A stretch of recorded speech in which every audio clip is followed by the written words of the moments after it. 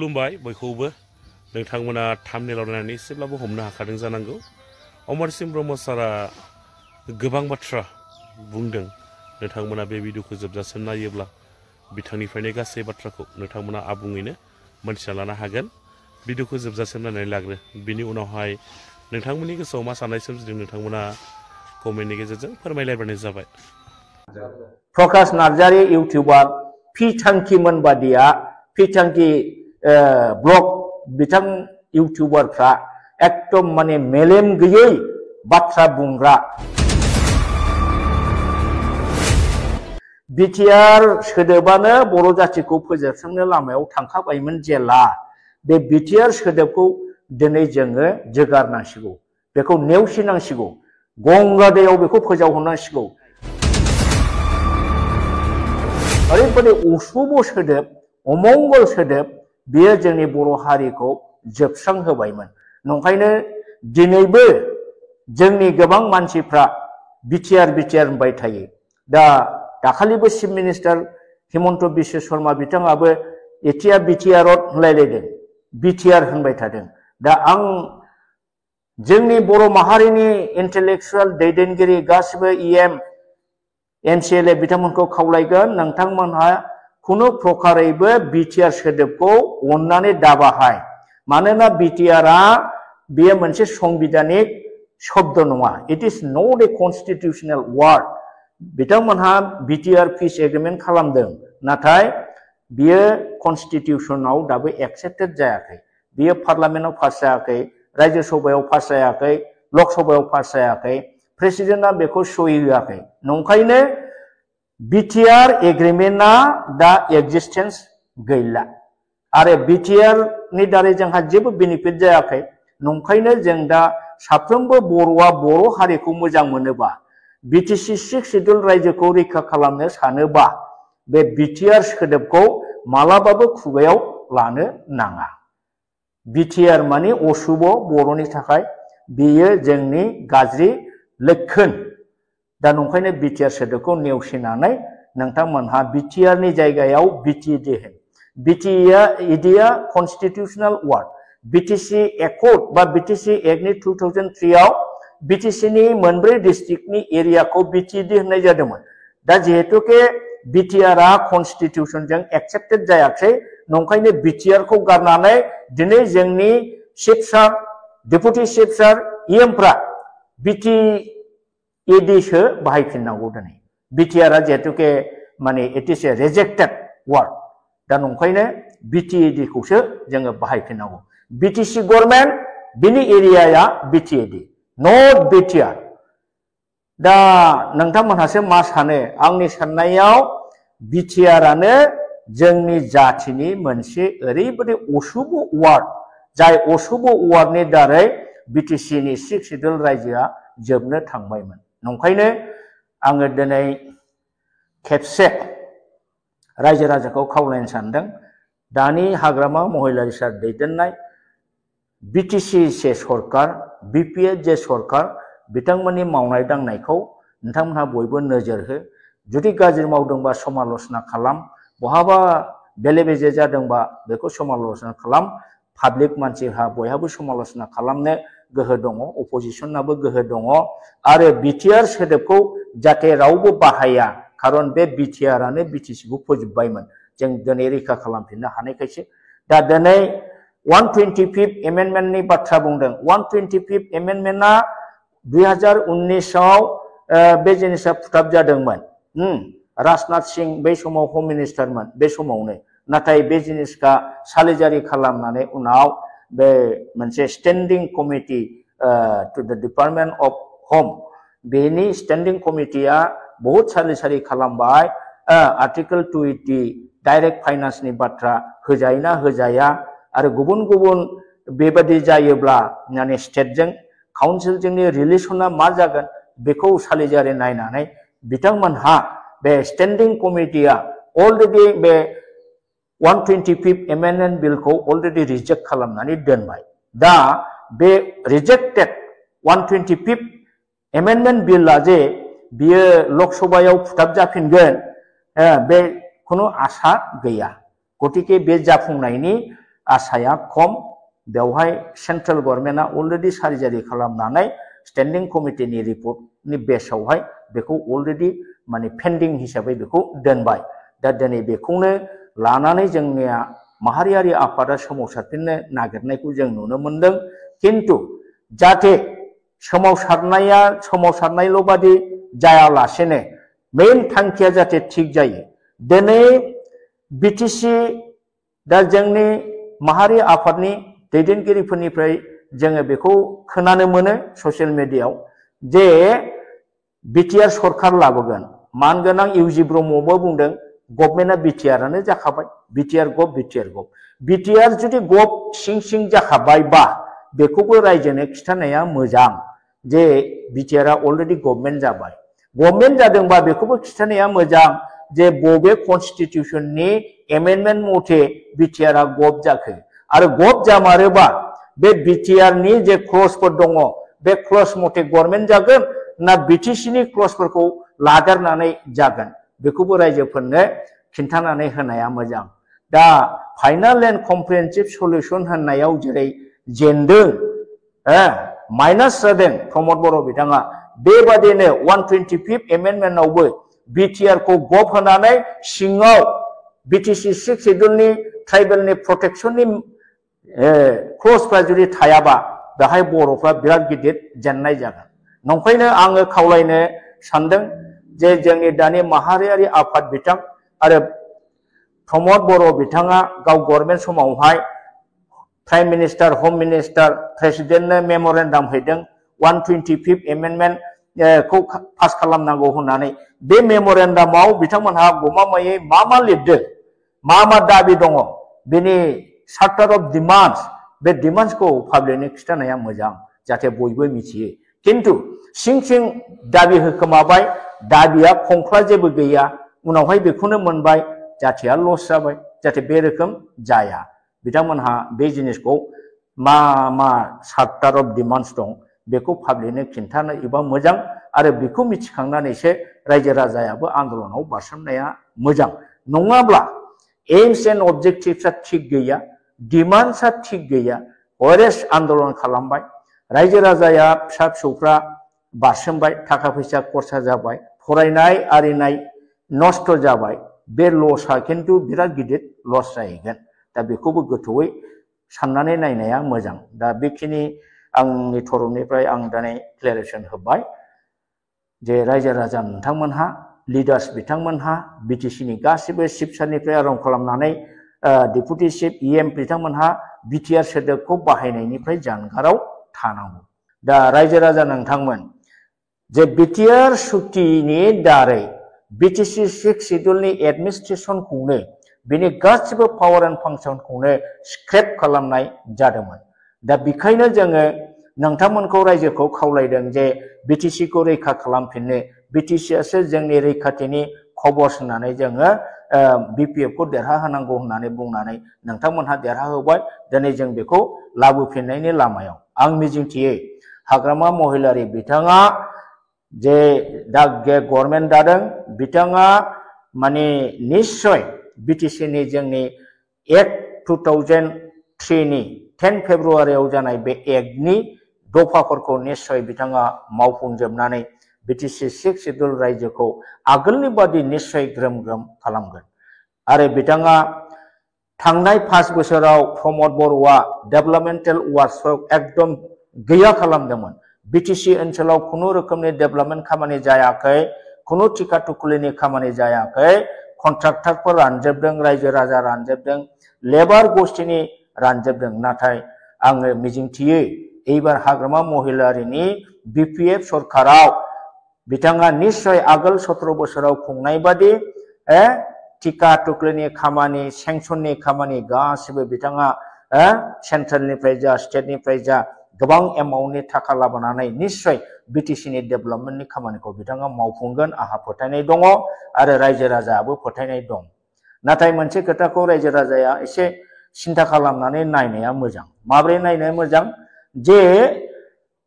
हाग्रामा महिलारिया 28 जन MCLA देरहाहोनानै government दानायनि first executive meeting जानायावनो जोंनि अपोजिशन पार्टीनि सेक्रेटारि राजु नार्जारी बिथाङा जे हाग्रामा महिलारिया जे गाव गेरेन्टि होनाय इलेक्शन मेनिफेस्ट'आव होनाय सेंग्रा सिख्लाफोरनि थाखाय वेलफेयारनि थाखाय 100 कोटिखौ राननो हायाखै होननानै बिथाङा माने रायदों, बिथाङा बखिदों, बिथाङा सोंखारिदों जे खोथा होनाय बादियै मावफुंनो हायाखै। फार्स्ट एग्जिकिउटिभ मिटिं जनायावनो बिनि मथेबा बे 100 कोटि इयुथ्सफोरनि थाखाय वेलफेयारनि जे इलेक्शन मेनिफेस्ट'आव जेरै होदों बे थाखाखौ रानजानो लुबैदोंमोन। दा बेफोरबादि सिन्थाधारा थौले सिन्थाधारानि गोसोजों सिमां बादि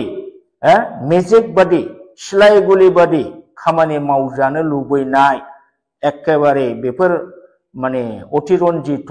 गनायजाथावै थौले मेलेमजों बुंनाय राजु नार्जारी बिथांनि बेखौ जोङो रायजो राजाया मिथिनांगोन, साननांगोन, बुजिनांगोन।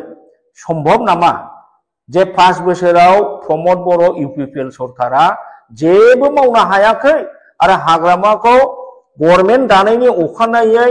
फार्स्ट एग्जिकिउटिभ बडियावनो खोथा होनाय इलेक्शन मेनिफेस्ट'आव होनाय थाखाफोरखौ राननो दाबि दिखांनाय, बिनि थाखाय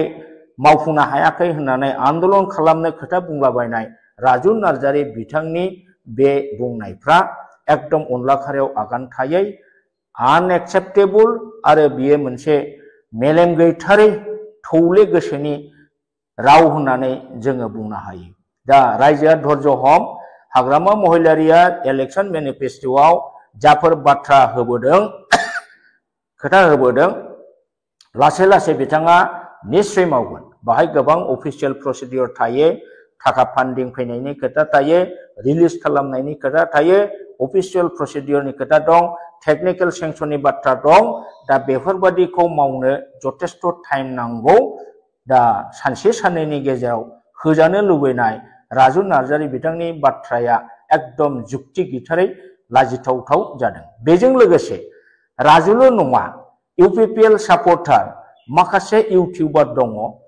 माने थौले मेलेमनि इउटिउबार, ब्लाइन्ड सापर्टार अफ इउपिपिएल। बिथांमोनहा माने जेब्लानाखि सालाकाथिनि खाथियाव रेलवे ट्रेकआव बमा बेरफैयो अब्ला माखासे इउपिपिएल सापर्टार इउटिउबार बिथांमोनहा बुंबाय जे हाग्रामा सरकार जानाय लोगो लोगो बमा गुब्रुबाय, दिनै गुब्रुबाय बमा, गाबोन समफोरबा बहा गुब्रुगोन, बेसेबां गुब्रुगोन बेखौ बुंस'नो हाला। बे दावरावानो दावरावसै, बे बमा गुलि बारुदानो गुलि बारुदसै, बेबादि होनलाबायबाय। बिथांमोनहा बबे मेलेमजों बे बाथ्राखौ बुंनो हायो? हाग्रामाया 28 जन एमसिएलए देरहानानै गभर्नमेन्ट दाग्रोमोना बमा गावनायनि मेन्टेलिटिखौ लानो हायो नामा? सोरबा लानो हायो नामा? अब्ला बेखौ हाग्रामा महिलारि बिथांखौसो दसि खालामनानै, बिपिएफखौ दसि खालामनानै बै जे इउटिउबारफोर खोथा बुंदों, सोरबा इन्टेलेक्सुयेलफोर खोथा बुंदों, बिसोर बेसेबां ग्रहण जैग'? अब्ला बेनिफ्रायनो फोरमान जायो इउपिपिएलआ कमप्लिटलि ब्रेनलेस, खर' गैयै गोजानि हान्जा होननानै बुंब्लाबो जेबो खहा गैया। खारन बिथांमोननि बे बमा बेरफ्रुनायनि सायाव जे कमान्ड होदों बे कमान्डफ्रा गासिबो माने भित्तिहीन, साननो हाथावै, एकदम मेलेम गैथारैनि माने बाथ्रा जादों रायजो राजा नोंथांमोन। आरो बेनिफ्राय बे कारिगावनि गेटखौ लानानैबो गोबां इउटिउबारा माने बिपिएफनि मानसिखौ बोखारदों होननानै माने बिथांमोनहा ससियेल मिडियानि गेजेराव समाल'चना खालामदों। बे इउटिउबार सासे प्रकाश बसुमतारी बिथाङाथ' डाइरेक्ट बिपिएफनिखौ माने सोंखारिदों। प्रकाश नार्जारी इउटिउबार, पिथांखिमोन बादिया, पिथांखि ब्लग बिथां इउटिउबारफ्रा एकदम माने मेलेम गैयै बाथ्रा बुंग्रा बर' हारिनि सैतान श्रेणीनि मानसि। खोथाखौ बिजिरनानै नाया माया, माने जाहा थाहा खोथा बुंग्रा। बमाया गावदों, सोर गावदों बेखौ CID department, police department, railway डिपार्टमेन्टनि आरपिएफ डिपार्टमेन्ट बिथांमोनहा इनभेस्टिगेट खालामनानै निश्चय दिहुनखागोन। बेखौ नेस्लाबालासेनो ब्लाइन्डलि BPF खौनो गावदों होननानै गुब्रु होदों होननानै बुंनायफ्रा बेसे ग्रहणजोग्य एबा बिसिनि मेलेमा बेसेबां गोथौ मेलेमनि मानसि बिसोरो बे UPPL सापर्टारफ्रा नोंथांमोनहा रायजो राजाफ्रा साननानै नायबानो जाबाय बे गेटनि नाम लेना नेम प्लेटआ प्रमद बर' बिथाङा जेनुइन खामानि मावहोग्रा होनलाय बेनि नेम प्लेटआ माब्रै माने आथाजों सिथाबलायनाय प्लास्टिकआव प्रिन्ट खालामनानै बेखौनो मार्बल पाथराव लिरनाय बादि खालामनानै बोरै सिथाबनानै दोननाय एकदम माने लोरगेंगे दा बोरैबा बे गुगाबाय बेनो जालायबाय BPO बोखारदों दा बेबादि नंथारै बाथारै नंबां जाबां बाथ्राफोरखौ लानानै BPF नि सायाव हाग्रामा महिलारि सारनि सायाव BTC दानि सरखारनि सायाव ब्लेम होनो नागिरनाय बांसावनानै दुरनाम खालामनो नागिरनाय दा बिथांमोनहा बे एक्टिभिटिसखौ लाबाय थानायखौ जों नुदों किन्तु जे जायगायाव सैथो गैया बे मालाबाबो बेखौ माने सानसे समाव प्रुफ जाखागोन दिनै जागासिनोबो दङ आरो बिथांमोनहा जेनगासिनोबो दं नंखायनो बिथांमोनहा दिनै जेनदों होननानै नार्भास जानानै नंथारै बांथारै फोरमान गैयै जेबो भित्ति गैयै खोथा बाथ्रा बुङोब्ला निश्चय आरो बिथांमोननि पार्टिया आरोबाव रासिन दुर्बल जागोन रायजोफ्रा बिथांमोनखौ रासिन मुगैगोन होननानैसो आं सानो दा आङो बुंनो सानदों जोङो बर' रायजो राजाया दा हाग्रामा महिलारि सारनि BPF जे सरखार जादों बिथांमोननि जे खामानि दामानि मावनायखौ नाय नेबाय था बिथांमोनहा सिस्टेमेटिक भाबै मोजां मावलाङो ना मावलाङा किन्तु हाखा दावरा मावजानो लुबैनाय मोनजानो लुबैनाय बेबादिजों जानाय नङा गासिबो खामानिखौ जोङो प्लेनिं लायै लायै मोजाङै सानै हयै सो खामानिखौ मावनांगोन नों आरो बेखिनियाव टाइम लागोन दिनैसिम जोंनि EMफ्रा जिरायनायानो अफिसाव जायाखै अफिसारफोरजों बिथांमोनहा बबे हेडआव बेसेबां थाखा फैगोन फैया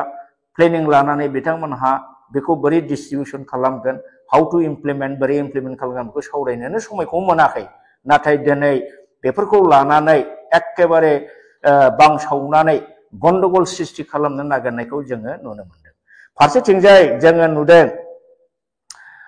हाग्रामा महिलारिनि BPF पार्टिया थांनाय 5 बोसोराव प्रमद बर' बिथांनि सासनाव खुनु धरननि डिस्टार्ब खालामनायखौ जों नुबोआखै ओरैबादि साइलेन्टै बिथांमोनहा गोसो मथे खामानि मावनो हादोंमोन अब्लाबो बिथांमोनहा माने खुनु खामानि बारा मावनोनो हायाखै रायजोनि जौगानायनि खामानि बुंनो थांब्ला एकदम जिर' नाथाय दिनै बिथांमोनहा हाग्रामा महिलारिया हेमन्त बिश्व शर्माजों NDA सरकार एलायन्स गभर्नमेन्ट दानानै जे जौगानायनि हाबाफारि लागासिनो दङ बेखौ बिथांमोनहा हिंसानानै अबस्ट्राक्सन होनायनि बादा होनायनि पलिसिखौसो जोङो लानाय नुगासिनो दङ नाथाय आं बुङो जे अपोजिशन गभर्नमेन्टखौ खामानि मावनो जुदि स्कप होआबा शान्ति भाबै खामानि मावनो होआब्ला बेवहाय जों लुबैनाय बादि जोंनि जौगाखांनायनि खामानिखौ हयथ' हाग्रामा महिलारिया मावफुंनायाव निश्चय बादा मोनगोन बेनिखायनो UPPLआबो दिनै धैर्य हमनांगोन नेनांगोन जुदि माबा मोनसे गोरोन्थि मावोबा बेखौ नोंथांमोनहा समालोचना खालाम जेबो बुंनांगौ गैया नाथाय हाखु दावरा खालि समालोचना खालामनाय खालि रायनाय बे धरनै बिथांमोनहा थांनो नाङा आं दिनै नुदों फारसेथिंजाय जोंनि माहारियारि आफादा माने मा होनो सोमावसारफिननो नागिरदों गोबां दाबि दाबाखौ लानानै नाथाय बे सोमावसारफिननायाव जोंहा आपत्ति गैया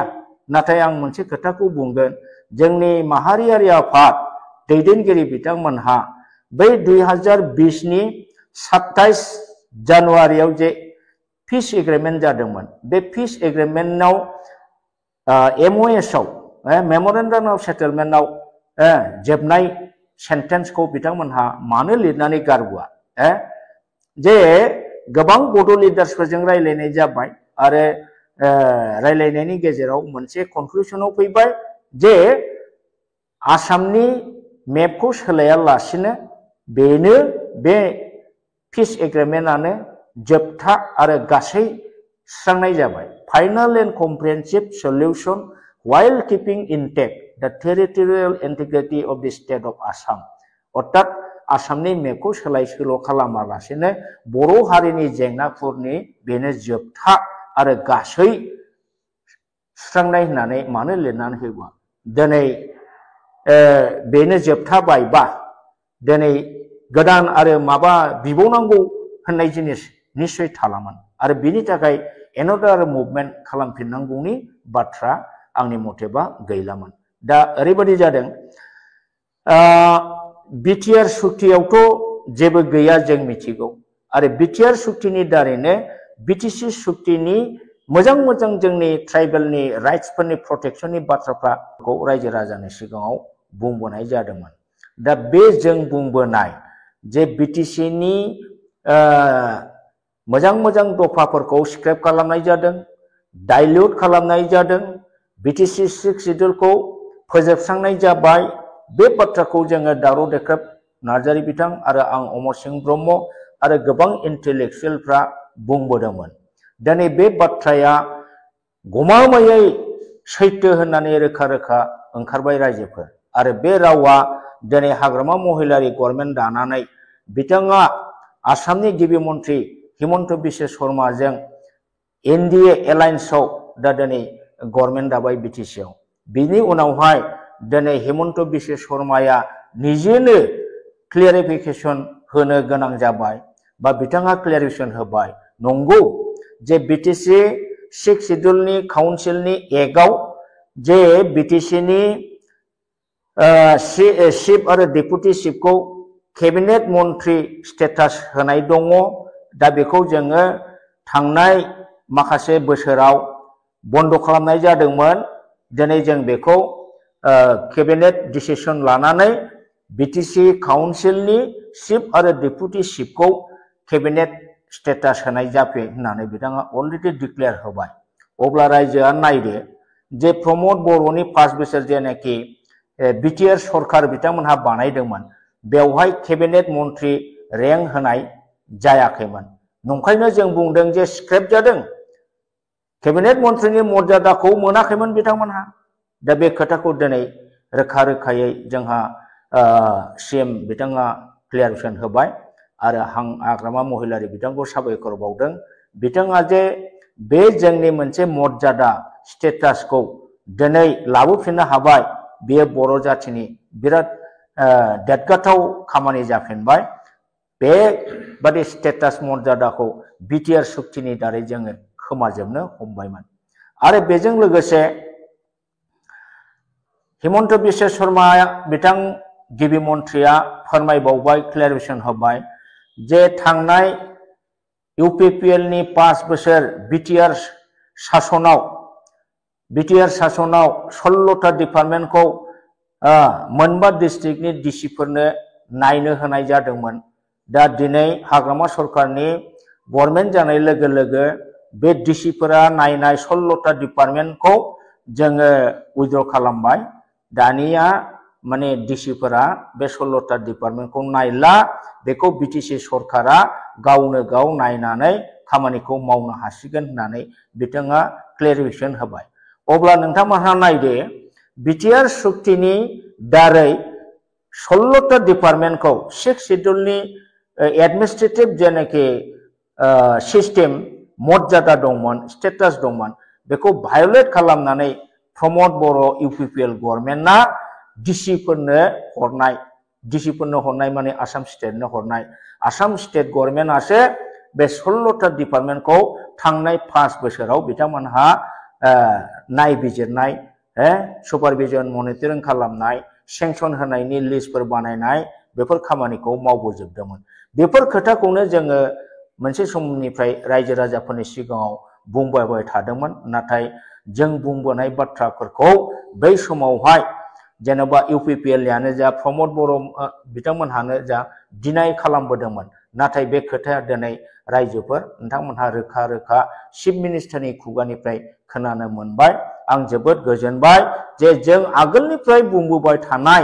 बाथ्राफ्रा दिनै रोखा रोखा बेरखांगासिनो दङ सैथो जाबोगासिनो दं